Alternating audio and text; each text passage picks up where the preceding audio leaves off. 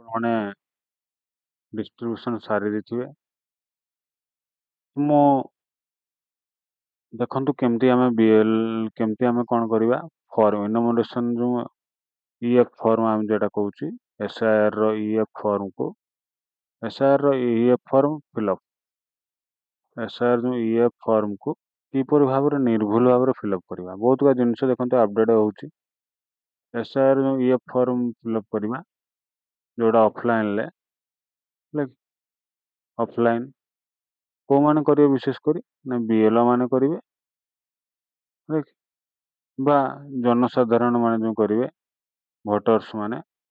ଦେଖନ୍ତୁ ବହୁତଗୁଡ଼ା ତଥ୍ୟ ଟିକେ ପରିପୂର୍ଣ୍ଣ ହେଉଛି। ପ୍ରଥମତଃ ଆପଣ ଦେଖିଦିଅନ୍ତୁ ଆପଣଙ୍କ ପାଖରେ ଏମିତିକା ଫର୍ମ ଗୋଟେ ମିଳିଥିବ ବିଏଲ୍ଓ ଭାଇ ବା ଭୋଟର୍ସ ମାନଙ୍କ ପାଖରେ।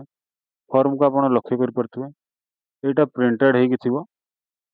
ଏଇ ଯେଉଁ କଲମଟା ଏଇ ଘରେ, ଏଇ ଘରେ, ଏଇ ଘରେ, ଏଇ ତିନିଟା ଘରେ ଆପଣମାନଙ୍କର କ'ଣ ଥିବ, ଏସବୁ ଘରେ, ଏଇ ଯେଉଁ ଘରେ ଆପଣମାନଙ୍କର କ'ଣ ଥିବ ନା ପ୍ରିଣ୍ଟେଡ୍ ହେଇକି ଥିବ। ବୁଝିପାରୁଛନ୍ତି ମୁଁ କ'ଣ କହୁଛି ଆପଣମାନଙ୍କୁ? ଏଇ ଯେଉଁ ଘରେ ଆପଣମାନଙ୍କର କ'ଣ ଥିବ ନା ପ୍ରିଣ୍ଟେଡ୍ ହେଇକି ଥିବ। ମୁଁ ଅଲଗା କଲର୍‌କୁ ୟୁଜ୍ କରୁଛି। ଦେଖନ୍ତୁ ଏଇ ଘର, ଏଇ ଘର, ଆଉ ଏଇ ଘର, ଆଉ ଏଇ ଘର, ଏ ସମସ୍ତ ଘରେ କ'ଣ ଥିବ ପ୍ରିଣ୍ଟେଡ୍ ହେଇକି ଥିବ। ଏଠି ଆପଣଙ୍କର କିଛି କରିବାର ନାହିଁ, କିଛି ବି ଆପଣଙ୍କର ଏଠି କରିବାର ନାହିଁ। ଆଉ କ'ଣ କରିବେ ଆପଣମାନେ, ଏଇ ଘରେ ଆପଣମାନେ କିଛି କରିବେ ନାହିଁ। ଏଟା ସବୁ ଲେଖା ଥିବ, କେବେକାର ଲେଖା ଥିବ ଆପଣମାନଙ୍କୁ କହି ରଖେ, 2025 ଅନୁସାରେ ଯାହା ଥିବ ଆପଣଙ୍କର ଡାଟା, 2025 ଅନୁସାରେ ଏଠି ତ ବାରକୋଡ୍ ଥିବ, ଏଠି ବାରକୋଡ୍ ଥିବ, ଏଠି ଆପଣଙ୍କର ଫଟୋ ଥିବ, ଫଟୋ ଯଦି ଫଟୋର କିଛି ପରିବର୍ତ୍ତନ ଚାହିଁବେ ଏଠି ନୂଆ ଫଟୋ ଲଗେଇ ପାରିବେ। 2025 ଅନୁସାରେ ଆପଣଙ୍କର ନାଁ, ଇପିକ୍ ନମ୍ବର ଆଉ ଠିକଣା ଥିବ। ଆଉ ସେମିତି 2025 ଅନୁସାରେ କ୍ରମିକ, ଭାଗ ସଂଖ୍ୟା ଆଉ ବା ବୁଥ୍ ନମ୍ବର ଆଉ ତାର ନାଁ ଥିବ, ବିଧାନସଭା ଆପଣଙ୍କର ଥିବ ଆଉ ରାଜ୍ୟ କ'ଣ ଥିବ। ଏଠି ଆପଣଙ୍କୁ କିଛି କରିବାର ନାହିଁ। କେବଳ କ'ଣ କରିବେ ଆପଣମାନେ, ଯଦି ଫଟୋଟି ଭଲ ଭାବରେ ଦେଖାଯାଉନି, ଏଇ ଫଟୋଟା ଭଲ ଭାବରେ ଦେଖାଯାଉନି, ନୂଆ ଫଟୋକୁ ଏଠି ନ୍ୟୁ ଫଟୋକୁ ଲଗେଇବେ, ହେଲା କି ନ୍ୟୁ ଫଟୋକୁ ଆପଣ ଲଗେଇବେ। ଇଏ ଗଲା ପ୍ରଥମ ପାର୍ଟ। ଦ୍ୱିତୀୟ ପାର୍ଟକୁ ଆମେ ଦେଖିବା। ଦେଖନ୍ତୁ ଯେଉଁମାନେ ଏ କ୍ୟାଟାଗୋରୀ ଏ, କ୍ୟାଟାଗୋରୀ ଏ, କ୍ୟାଟାଗୋରୀ ଏ ଯେଉଁମାନେ କ'ଣ ଫିଲ୍ଅପ୍ କରିବେ, କ୍ୟାଟାଗୋରୀ ଏ ମାନେ କେଉଁମାନେ ନା 2002ର ସେମାନଙ୍କର ଭୋଟର ଲିଷ୍ଟର ନାଁ ଥିବ ଆଉ 2025ର ନାଁ ଥିବ, ହେଲା କି ଯେଉଁଠି ବି ଥାଉ 2002ରେ ଥିବାର ଅଛି ଆଉ 2025ର ନାଁ ଥିଲେ ସେମାନେ ଯିବେ କୋଉଥିରେ, କ୍ୟାଟାଗୋରୀ ଏ। ବୁଝିପାରୁଛନ୍ତି ଆପଣମାନେ? ହଁ, 2002 ଏବଂ 2025 ବେଳକୁ 2002ର ନାଁ ଥିବାର ଅଛି ଆଉ 2025ର ନାଁ ଥିବାର ଅଛି ଭୋଟର ଲିଷ୍ଟରେ, ସେମାନେ କ୍ୟାଟାଗୋରୀ ଏ ଯିବେ। ଦେଖନ୍ତୁ ଗୋଟେ ମୁଁ ନାଁ ନେଇଛି ଲକ୍ଷ୍ମୀ ମୁର୍ମୁ, ତାର 2002ରେ କ'ଣ ଅଛି ନାଁ ଅଛି, ହେଲା 2002 ଜାଣିପାରୁଥିବ। ଏଇଟା ଏଇଠି ବି ନାଁ ଥିବ, ଏଠି ବି ନାଁ ଥିବ କ'ଣ ଲକ୍ଷ୍ମୀ ମୁର୍ମୁ, ଲକ୍ଷ୍ମୀ ମୁର୍ମୁ। ଏଇଟା ହେଉଛି 2025, ଏଟା କାରଣ 2025ର ନାଁ ଅଛି ଆଉ 2002ର ନାଁ ଅଛି, ସେ ହେଉଛି ଏ କ୍ୟାଟାଗୋରୀ। ତାପରେ ତାର ଯଦି ଇପିକ୍ ନମ୍ବର ଥାଏ ଲକ୍ଷ୍ମୀ ମୁର୍ମୁର 2002ର, ଏଇ ଇପିକ୍ ନମ୍ବରଟା କୋଉଟା ଲେଖିବେ, ଲକ୍ଷ୍ମୀ ମୁର୍ମୁର 2002ରେ ଯଦି ଇପିକ୍ ନମ୍ବର ଥାଏ ତାହେଲେ ସେଇଟା ଲେଖିବେ। ଇପିକ୍ ନମ୍ବର ଥାଏ, ଯାହା ବି ଥାଉ, ଯେମିତି ସମସ୍ତଙ୍କର ଅଲଗା ଅଲଗା ଥାଏ।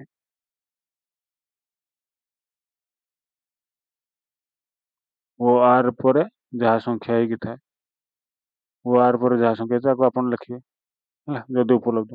ତାପରେ ସମ୍ପର୍କୀୟଙ୍କ ନାମ, ଦେଖନ୍ତୁ ଏଠି ଲକ୍ଷ୍ମୀ ମୁର୍ମୁ ମାନେ କ'ଣ ପିଲାମାନେ ଜାଣିପାରୁଥିବ ନା ଝିଅଟା। ସମ୍ପର୍କୀୟ ମାନେ ଏଠି କାହାର ନାମ ଲେଖାଯିବ ନା ତା ସ୍ୱାମୀ ନାମ ଲେଖାଯିବ, ହେଲା। ଏଇ ଲକ୍ଷ୍ମୀ ମୁର୍ମୁ ସହିତ ଏ ଡୁମକା ମୁର୍ମୁର ସମ୍ପର୍କ କ'ଣ ନା ହଜବେଣ୍ଡ ଲେଖାବାର। ତାପରେ ଜିଲ୍ଲା, କୋଉ ଜିଲ୍ଲାର 2002ରେ ସବୁ କୋଉ ଜିଲ୍ଲାର ଥିଲା, 2002ରେ 2002ରେ ସିଏ କୋଉ ଜିଲ୍ଲାର ଥିଲା, ଯୋଉ ଜିଲ୍ଲା ଥିବ ସେଇ ଜିଲ୍ଲାର ନାଁ ଲେଖିବ। ତାପରେ 2002 ବେଳକୁ ତାଙ୍କର ରାଜ୍ୟ କ'ଣ ଥିଲା, ଯେଉଁ ରାଜ୍ୟ ଥିଲା ତାକୁ ଲେଖାଯିବ।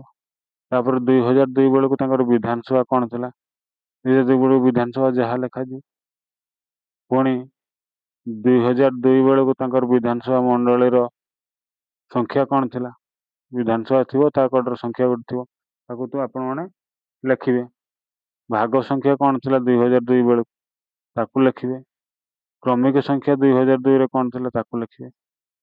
ଇଏ ଗଲା ଝିଅ ପିଲାର କଥା। ଦ୍ୱିତୀୟରେ ଦେଖିବା ଆମେ ପୁଅ ପିଲା ଯଦି ହେଇଥିବ, ମନେ କରାଯାଉ ଏଠି ପୁଅ ପିଲା ହେଉଛି ରାମ ହେଲା। ରାମ ନାୟକ ହେଲା। ତା ବାପା ନାଁ ଲେଖିବେ। ଏଠି ରାମ ନାୟକର ବାପା ନାଁ କ'ଣ ଯାହା ବି ହେଇଥାଉ, ଶ୍ୟାମ ନାୟକ ଦେଖିବେ 2002 ଅନୁସାରେ ଶ୍ୟାମ ନାୟକ ହେଲା। ରାମ ନାୟକ ସହିତ ଶ୍ୟାମ ନାୟକର କ'ଣ ବାପା, ଯଦି ଝିଅ ପିଲା ଥିଲା ହଜବେଣ୍ଡ, ଏଠି ସେ ପୁଅ ହେନେ ବାପା। ତାପରେ କୋଉ ଜିଲ୍ଲାର ଥିଲା ସିଏ 2002 ବେଳକୁ, ଯୋଉ ଜିଲ୍ଲା ଦେଖିବେ ଲେଖିଦେବ ବୌଦ୍ଧ, ମନେକର ଲେଖିଦେବ ବୌଦ୍ଧ। ରାଜ୍ୟ କ'ଣ ଥିଲା ତାଙ୍କର, ବୌଦ୍ଧରେ କଟିଯିବ ଓଡ଼ିଶା। ସେତେବେଳେ କ'ଣ ଥିଲା ତାଙ୍କର ବହଳ, ସେତେବେଳେ ତାଙ୍କର ବିଧାନସଭା କ'ଣ ଥିଲା ତାହା ଲେଖିବେ ଆପଣ ହେଲା କି। ବହଳାଗୁଡ଼ା ବି ଯାହା ବି ଥାଉ ତାକୁ ଆପଣମାନେ ଲେଖିବେ ହେଲା। ଦ୍ୱିତୀୟ ବିଷୟ ହେଉଛି ସେତେବେଳେ 2002 ବେଳକୁ କ'ଣ ଥିଲା ତାର ମଣ୍ଡଳୀ, ବିଧାନସଭାର ମଣ୍ଡଳୀ ସଂଖ୍ୟା କ'ଣ ଥିଲା, ବୁଥ ନମ୍ବର କ'ଣ ଥିଲା, ଭାଗ ସଂଖ୍ୟା ଯୋଉଟା ଆମେ ବୁଥ ନମ୍ବର ତାକୁ ଆମେ ଲେଖିବା। କ୍ରମିକ ନମ୍ବର ବା ସିରିଏଲ ନମ୍ବର କ'ଣ ଥିଲା ତାକୁ ଲେଖିବା। ବୁଝିପାରିଲେ? ଦୁଇଟା କେସ୍ ଆପଣମାନେ କରିବେ। ଗୋଟେ ଝିଅ ପିଲାଙ୍କ କେସ୍ରେ ଏ କାଟାଗୋରୀ କ'ଣ ହେବ, ଆଉ ଗୋଟେ ପୁଅ ପିଲାଙ୍କ କେସ୍ରେ ଏ କାଟାଗୋରୀ କ'ଣ ହେବ। ଦୁଇଟା କେସ୍ ଆପଣମାନଙ୍କୁ ବୁଝେଇଦେଲେ। ତାପରେ ବର୍ତ୍ତମାନ ଯିବା ଆମେ ଏଇ ପାର୍ଟକୁ, ପାର୍ଟ 3 যেটা ଆମେ କହୁଛୁ। ଇଏ ହେଉଛି ପାର୍ଟ 3, ଏଇଟା ହେଉଛି ପାର୍ଟ 1 ହେଲା। ପାର୍ଟ 1 ତ ପାର୍ଟ 3ରେ କ'ଣ ହେବ, ଏଠି କାହାର ଲେଖାଯିବ ଜନ୍ମ ତାରିଖ, କାହାର ଲେଖାଯିବ ପିଲାମାନେ। ଯଦି ଆମେ ଏଇ ଝିଅ ପିଲା କଥା ନେବା, ଏଇ ଲକ୍ଷ୍ମୀ ମୁର୍ମୁର ଜନ୍ମ ତାରିଖ ଏଠି ଲେଖାଯିବ।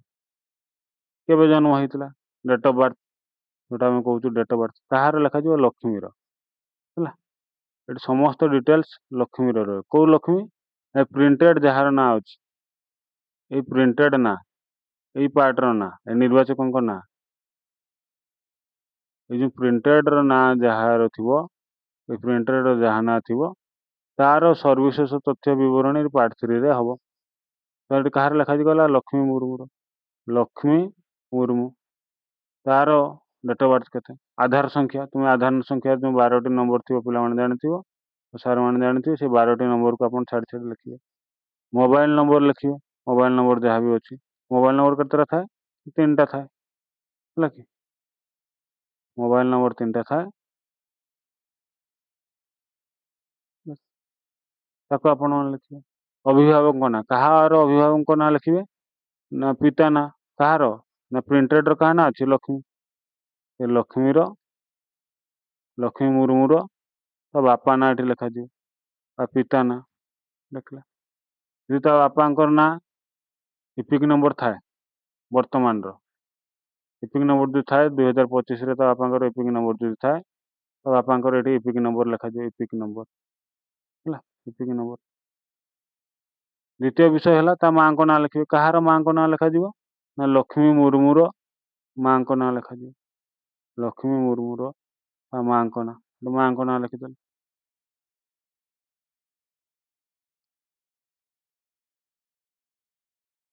ତାପରେ ତାର ଯଦି ଇପିକ୍ ନମ୍ବର ଥାଏ 2025 ବେଳକୁ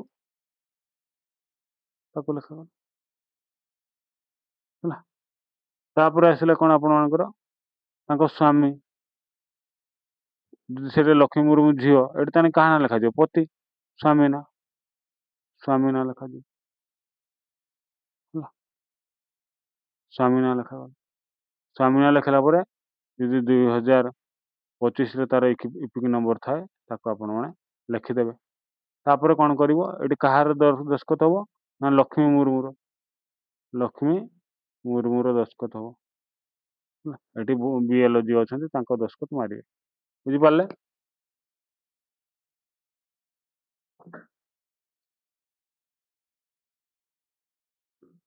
ଇଏ ଗଲା ଯଦି ଝିଅ ପିଲା ଗୋଟେ ବା ଝିଅ ପିଲା ଯଦି ଏ କ୍ୟାଟାଗୋରୀ ହେଇଥାଏ, ଯଦି ପୁଅ ପିଲା ଏ କ୍ୟାଟାଗୋରୀ ହେଇଥାଏ, ଏଠି କାହା ନାଁ ଲେଖିବ? ଦେଖନ୍ତୁ ପୁଅ ପିଲା ଗୋଟେ ଏ କ୍ୟାଟାଗୋରୀରେ ମୁଁ କରିଥିଲି, କାହା ନାଁ ଏଠି ଅଛି? ରାମ। ତା ବାପା ନା କଣ? ଶ୍ୟାମ। କାରଣ ଏଠି ଡେଟ୍ ଅଫ୍ ବାର୍ଥ କାହାର ରହିବ ପିଲାମାନେ? ନା ରାମର ରହିବ। କାହାର? ରାମର। ଏଇଠି ମୁଁ ପୂରଣ କରୁଛି, ରାମର ଡେଟ୍ ଅଫ୍ ବାର୍ଥ ରହିବ, ରାମ ନାୟକ। ତାପରେ କାହାର ଆଧାର କାର୍ଡ ରହିବ? ନା ରାମର ଆଧାର କାର୍ଡ ରହିବ। କାହାର? ରାମର। ପ୍ରିଣ୍ଟେଡ୍ ଯାହା ନାଁ ଥିବ ରାମ, ହେଲା ନା? ମୋବାଇଲ ନମ୍ବର କାହାର ରହିବ? ନା ରାମର। ପିତାମାତାଙ୍କ ନାଁ କାହାର ଥିବ? ନା ରାମର। ଅଭିଭାବକଙ୍କର ସେଇ ରାମର, ଏଠି ତା ବାପାଙ୍କର ଏଠି ରାମର ବାପା ନାଁ ଦେବେ। କାହାର ବାପାର ନାଁ ଦେବେ? ଏଠି ରାମର ବାପାର। ଏଠି ରାମ ତା ବାପାର ନାଁ ଦେଲା ପରେ ତା ବାପାଙ୍କର ଇପିଙ୍ଗ ନମ୍ବର ରହିବ, ରାମର ବାପାଙ୍କର ଇପିଙ୍ଗ ନମ୍ବର। ତାପରେ ଏଠି ମାତାଙ୍କ ନାମ କାହାର ଦେବେ? ନା ରାମ। ରାମ କିଏ ଥିବେ? ଯୋଉ ଉପରେ ଯୋଉ ପ୍ରିଣ୍ଟେଡ୍ ଥିବ ରାମର ମାତା। ତାପରେ ତା ମାଆର ଯଦି ଇପିଙ୍ଗ ନମ୍ବର ଉପଲବ୍ଧ ଥାଏ ତାକୁ ଏଠି ଦେବେ, ରାମର ମାଆର, ରାମର ମା, ରାମର ମାଆର ଇପିଙ୍ଗ ନମ୍ବର ଦେବେ। ରାମ ଯଦି ବାହା ହେଇଛି ତାର ସ୍ତ୍ରୀ ନାଁ ଲେଖିବେ ଏଠି। ରାମ ଯଦି ପୁଅଟା ହୁଏ ତା ସ୍ତ୍ରୀ ନାଁ ଲେଖିବେ। ଯଦି ବାହା ହେଇନାହିଁ କିଛି ଦେବା ଦରକାର ନାହିଁ।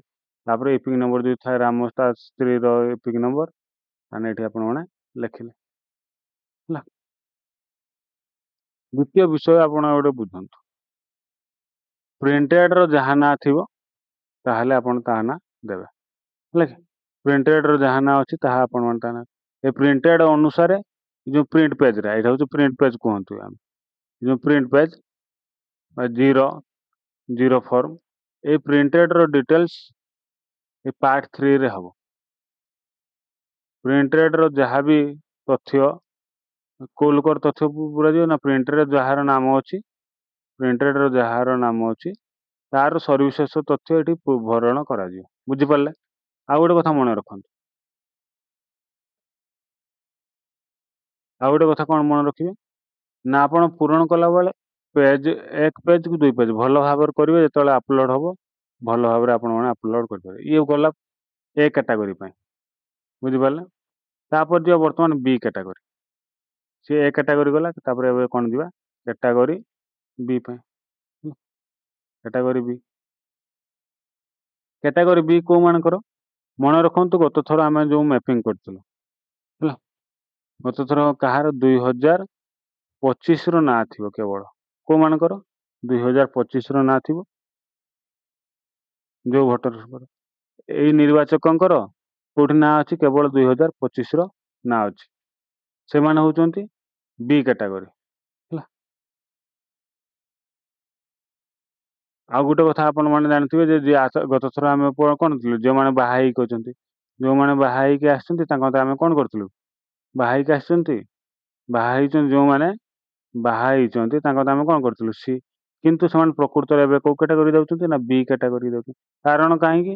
ସେମାନେ ଅନ୍ୟ କାହା ବାପା କି ମାର ଛୁଆ, ବାପା କି ମାର ଛୁଆ। ତ ସେମାନେ ବର୍ତ୍ତମାନ କୋଉ କ୍ୟାଟାଗୋରୀ ଗଲେ? B category. ଏବେ C କ୍ୟାଟାଗୋରୀ ଆଉ କିଛି ନାହିଁ। C କ୍ୟାଟାଗୋରୀ ଅଲଗା। C କ୍ୟାଟାଗୋରୀ କଣ? ଏବେ ଅଲଗା। ଏବେ B କ୍ୟାଟାଗୋରୀ ପଳେଇ ଆସିଲେ। B କ୍ୟାଟାଗୋରୀ ମାନେ 2025 ର ନାଁ ଥିବ। ମନେକର ଏଇଠି ଆମେ ନେଲେ କଣ? ସରୁବାଲି ମାରାଣ୍ଡି। ଏଇଟା ନୁହେଁ, ଏଠି ଧରାଯାଉ ତାର ନାଁ ଅଛି କଣ? ଗୋଟେ ପୁଅକୁ ନେଇଯିବା ଆମେ, ରାମ ମାରାଣ୍ଡି, ହେଲା। ରାମ ମାରାଣ୍ଡି ନେଇଗଲେ, ତା ନାଁ ଅଛି ଏଠି। ରାମ ମାରାଣ୍ଡି 2025 ରେ ନାଁ ଅଛି ତାର ଭୋଟର ଲିଷ୍ଟରେ। କିନ୍ତୁ 2002 ରେ ତାର ନାଁ ନଥିବ, ମାନେ ତାର ଆମେ କାହା ନାଁ ନବା? ଏଠି ତା ବାପା କି ମା କି ଜେଜେମା କି ଜେଜେବାପା ନାଁ ବସିବ, ହେଲା। ବୁଝିପାରିଲେ ମୁଁ କଣ କହିଲି? ଏଠି ବସିବ ନାହିଁ, ଏଠି ବସିବ B କ୍ୟାଟାଗୋରୀ, ଏଇ ପାର୍ଶ୍ୱରେ ବସିବ, ହେଲା। ତ ରାମ ମାରାଣ୍ଡିର ବାପା ମା କି ଜେଜେବାପା କି ଜେଜେମା ନାଁ ଆପଣ ଯାହାର ମ୍ୟାପିଂ କରିଥିବେ ଆପଣମାନେ ତ ପାଇସାରିଥିବେ। ତ ସେଇଠି ମୁଁ ସେତେବେଳେ ମ୍ୟାପିଂ କରିଥିଲି କଣ? ରାମ ମାରାଣ୍ଡିର ବାପା ସେ ସରୁବାଲି ମାରାଣ୍ଡି ସହିତ। ସରୁବାଲି ମାରାଣ୍ଡିକୁ ଲେଖିଲି। ସରୁବାଲି ମାରାଣ୍ଡିର ତାପରେ କ'ଣ ଲେଖିବେ ଏଠି ସରୁବାଲି ମାରାଣ୍ଡିର ଯଦି ଇପିକ୍ ନମ୍ବର ଥାଏ ତାକୁ ଆପଣମାନେ ଲେଖିଲେ ଇପିକ୍ ନମ୍ବର। ସରୁବାଲି ମାରାଣ୍ଡିର ଏଠି ସମ୍ପର୍କୀୟ ମାନେ କ'ଣ ହବ? ସରୁବାଲି ଯଦି ଗୋଟେ ଝିଅ ପିଲା ହୁଏ ବା ମା ହୁଏ, କାହାର ମା? ରାମ ମାରାଣ୍ଡିର ମା ହୁଏ ସରୁବାଲି ମାରାଣ୍ଡି, ଏଟା ରାମର ମା। ତାହେଲେ ଏଠି କାହା ନାଁ ଲେଖାଯିବ? ଏଠି ରାମର ତା ବାପା ନାଁ ଲେଖାଯିବ। ରାମର ବାପା ନାଁ। ଏଇ ଯୋଉ ରାମର ମା ଇଏ ହଉଛି 2002ର ନାଁ ଥିବାର ଅଛି। 2002ର ନାଁ ଥିବାର ଅଛି। ବାପା ହଉ କି ମା ହଉ କୋଉଠି ଥିବାର ଅଛି? 2002 ଭୋଟର ଲିଷ୍ଟରେ ନାଁ ଥିବାର ଅଛି। ବୁଝିପାରୁଛନ୍ତି ମୋ କଥାଟା? ହଁ, 2002ରେ ତାର ନାଁ ଥିବାର ଅଛି। ଏଇ ରାମ ମାରାଣ୍ଡିର ତାର ବାପା ହଉ କି ମା ହଉ କି ଜେଜେବାପା ହଉ କି ଜେଜେମା ହଉ 2002ର ଯଦି ନାଁ ଥିବ ତାହେଲେ ଏଇ ଘରେ ତାକୁ ଲେଖାଯିବ।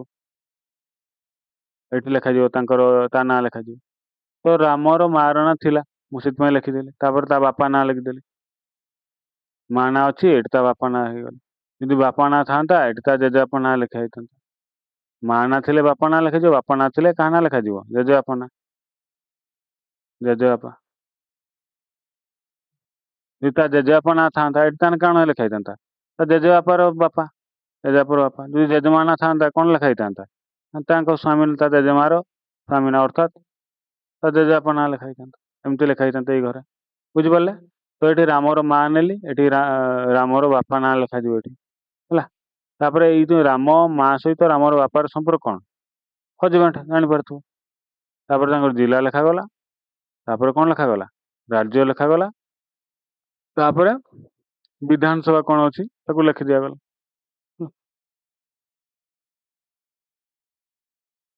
ତାପରେ ବର୍ତ୍ତମାନ ଦେଖନ୍ତୁ କାହାର ଏଇ କ୍ୟାଟାଗୋରୀ ଏଇଠି କାହାର ପୁରା କରାଯିବ ନା ପ୍ରିଣ୍ଟ ଯୋଉମାନେ ହେଇଛନ୍ତି ତାର ଡିଟେଲ୍ସ ଏଇଠୁ କତରୁ ତଳକୁ ପୂରଣ ହବ। ପ୍ରିଣ୍ଟ ଯୋଉମାନେ ହେଇଛନ୍ତି ଏଇଠୁ କତରୁ ପ୍ରିଣ୍ଟେଡ ଯୋଉମାନେ ପ୍ରିଣ୍ଟ ହେଇଛି ପ୍ରିଣ୍ଟର ଡିଟେଲ୍ସ ବା ଇଲେକ୍ଟ୍ରାଲ୍ସ ଏଇ ଯୋଉ ରାମର ଆହାର ଡିଟେଲ୍ସଟା କେଉଁଠି ପୂରଣ କରାଯିବ ନା ଏଇ ପାର୍ଟ 3ରେ। ରାମ ମାରାଣ୍ଡି ମାନେ ଡେଟ୍ ଅଫ୍ ବାର୍ଥ କାହାର ଲେଖାଯିବ ପିଲାମାନେ? ରାମ ମାରାଣ୍ଡିର। ରାମ ମାରାଣ୍ଡି। ଆଧାର ନମ୍ବର କାହାର ଲେଖାଯିବ ପିଲାମାନେ? ନା ରାମ ମାରାଣ୍ଡିର। ମୋବାଇଲ ନମ୍ବର କାହାର ଲେଖାଯିବ? ରାମ ମାରାଣ୍ଡିର। ବାପା ନାଁ ଏଠି କାହା ବାପା ନାଁ ଲେଖାଯିବ ପିଲାମାନେ? ନା ରାମ ମାରାଣ୍ଡିର। ତାପରେ ଯଦି ତା ବାପାର ଇପିକ୍ ନମ୍ବର ଥାଏ ଦେବେ, ନହେଲେ ନାହିଁ। କାରଣ ଏଠି ମା ନାଁ କାହା ନାଁ ଲେଖାଯିବ? ନା ରାମ ମାରାଣ୍ଡିର ମା ନାଁ। ରାମ ମାରାଣ୍ଡିର ମା ନାଁ ଲେଖାଯିବ। ରାମ ମାରାଣ୍ଡିର ମାର ନାମ ଲେଖିଦେଇଛି ମୁଁ ହେଲା। ତାପରେ ଯଦି ରାମ ମାରାଣ୍ଡି ବାହା ହେଇଛି ତା ସ୍ତ୍ରୀ ନାମ ଲେଖାଯିବ। ରାମ ମାରାଣ୍ଡି ଯଦି ବାହା ହେଇଛି ତା ସ୍ତ୍ରୀ ନାଁ ଏଠି ରହିବ, ରାମର ସ୍ତ୍ରୀ ହେଲା। ତାର ଯୋଉ ଇପିକ୍ ନମ୍ବର ଥାଏ ଦେବେ। ତାପରେ କ'ଣ କରିବେ? ଏଠି ଦସ୍ତଖତ ରହିବ ହେଲା। ଏଠି ବିଏଲ୍ଓର ଦସ୍ତଖତ ରହିବ। ବୁଝିପାରିଲେ? ତାପରେ ଦେଖନ୍ତୁ କ୍ୟାଟାଗୋରୀ ସି। କ୍ୟାଟାଗୋରୀ ବି ଗଲା ଭାଇମାନେ। Category C. କ୍ୟାଟାଗୋରୀ ସି କୋଉମାନେ? ଯୋଉମାନେ ମ୍ୟାପିଂ ହେଇନାହାନ୍ତି, ଅନମ୍ୟାପ୍।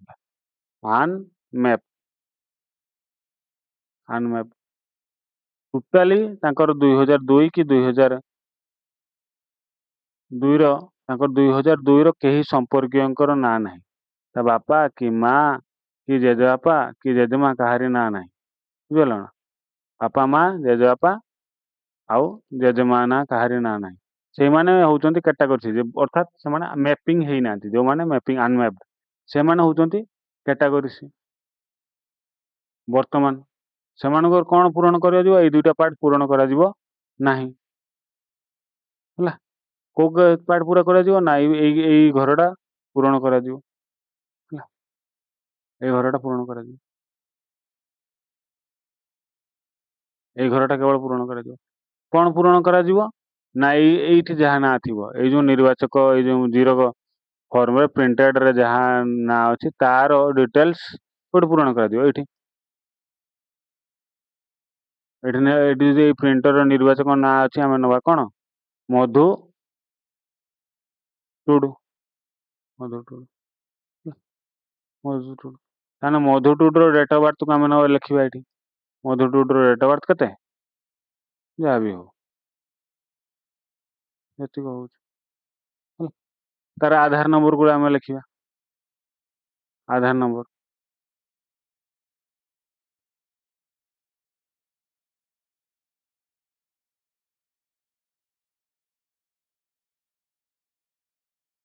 ଆଧାର ନମ୍ବର 12ଟା ହେଇଗଲା ହେଲା। ତାପରେ ତାର ମୋବାଇଲ ନମ୍ବର ଲେଖିବା।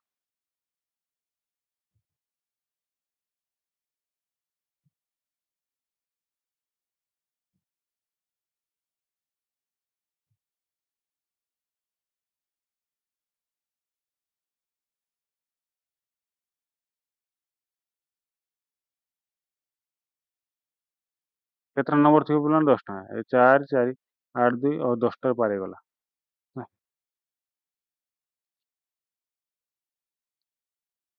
ହେଲା। ତାପରେ ଏଠି କାହା ନାଁ ଲେଖାଯିବ ନା ରାମର ତା ବାପା ନା, ସରି ରାମର ବାପା ନା କରୁଛି ଏଠି। କଣ ଏଠି କାହାର ବାପା ନାଁ ଅଛି? ମଧୁ ଟୁଡୁର ବାପା ନାଁ ଲେଖାଯିବ। ମଧୁ ଟୁଡୁର ବାପା ନାଁ ବର୍ତ୍ତମାନ ତାର ବାପା ନାଁ ଯାହା ଅଛି ଥିବ ଲେଖାଯିବ। ଯଦୁ ଟୁଡୁ। ଏଠି କାହା ନାଁ ଲେଖାଯିବ ନା ମଧୁ ଟୁଡୁର ମା ନା ମିତା ଟୁଡୁ ହେଲା। ଯଦି ଇପିକ୍ ନମ୍ବର ଥାଏ ଦବ, ଇପିକ୍ ନମ୍ବର ନଥାଏ ଯଦି ନାହିଁ। 2025ରେ ଏବେକାର। ତାପରେ ତା ସେ ବାହା ହେଇଥିବ ତା ସ୍ତ୍ରୀ ନାଁ ଲେଖିବ ମିତା ଟୁଡୁ। ଯଦି ନ ବାହା ହେଇଥିବ ଲେଖିବା ଦରକାର ନାହିଁ। ତାପରେ ଏଠି ତା ଦସ୍ତଖତ ମାରିଲା ମଧୁ ଟୁଡୁ, ଏଠି ବିଏଲ ଦସ୍ତଖତ ମାରିବ। ବୁଝିପାରିଲେ? ଇଏ ହଉଛି କଣ ନା କ୍ୟାଟାଗୋରୀ ସି ପାଇଁ। ଆଉ କ୍ୟାଟାଗୋରୀ ଡି କଣ କରିବେ ଦେଖନ୍ତୁ। କ୍ୟାଟାଗୋରୀ ଡି ହଇଲେ ଏ କିଛି ଲେଖାଯିବନି। କ୍ୟାଟାଗୋରୀ ଡି ଏମାନଙ୍କର କିଛି ଲେଖାଯିବ ନାହିଁ। କ୍ୟାଟାଗୋରୀ ଡି କ୍ୟାଟାଗୋରୀ ଡି ଦେଖନ୍ତୁ। କ୍ୟାଟାଗୋରୀ ଡି ରେ ଆପଣମାନେ ଏଠି କିଛି କରିପାରିବେ ନାହିଁ। ଏଠି ବି ପୂରଣ ହବ ନାହିଁ, ଏଠି ବି ପୂରଣ ହବ ନାହିଁ ହେଲା।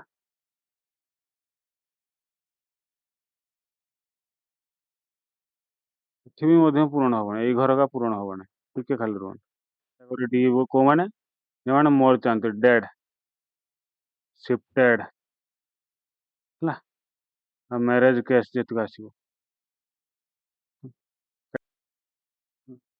ଆଉ ଯେଉଁମାନେ ଆଉ ଗୋଟେ କୋଉମାନେ ଥିବେ ରିଫ୍ୟୁଜ ଟୁ ସାଇନ୍ ଇଏଫ୍, ଅର୍ଥାତ୍ ମାନେ ସେମାନେ ଯେଉଁମାନେ ମନା କରୁଥିବେ ଆମେ ଏଇଟା ପୂରଣ କରିବୁ ନାହିଁ, ସେମାନେ ହଉଛନ୍ତି କ୍ୟାଟାଗୋରୀ ଡି ରେ ଯିବେ ହେଲା।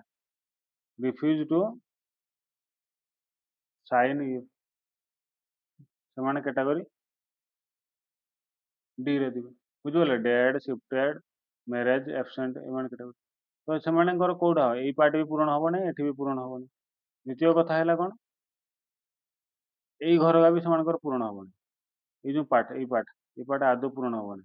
ଏଇ ପାର୍ଟଟା ଆଦୌ ପୂରଣ ହବ ନାହିଁ, ସବୁ ବ୍ଲାଙ୍କ ରହିବ। ଏଠି କେବଳ ବିଏଲ ସିଗ୍ନେଚର ମାରିବେ, ଆପଲୋଡ କରିବେ।